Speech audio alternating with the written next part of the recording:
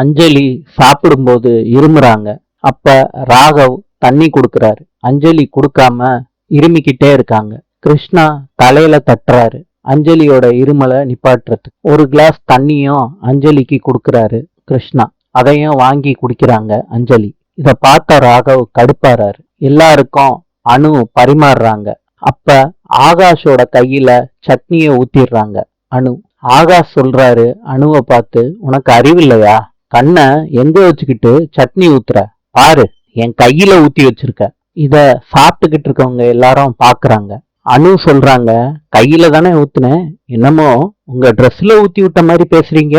அணு, ஒன்னும் தெரியாத அப்பாவி மாதிரி மூஞ்சிய வச்சுக்கிட்டு ஏடா உடமா பண்ணிக்கிட்டு இருக்க. இதெல்லாம் சரியில்லை சொல்லிட்டேன். ஆகாஷ், அப்பாவியா இருந்தா என்ன நடக்கும்னு எனக்கு நல்லா தெரிஞ்சு போச்சே.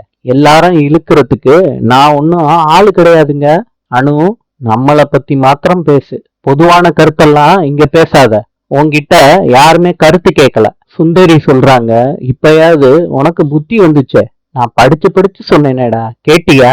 அம்மா, நீங்க சொன்னதுதான் கரெக்ட்.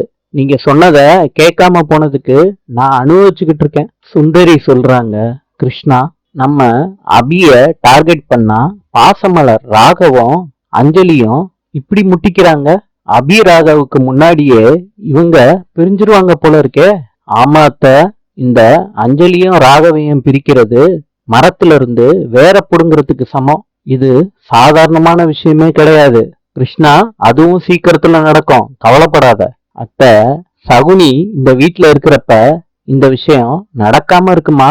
சரி கிருஷ்ணா, செயல்ல காட்டுவோம். சரியத்த சொல்லிட்டு சுந்தரி எந்திரிச்சு போறாங்க.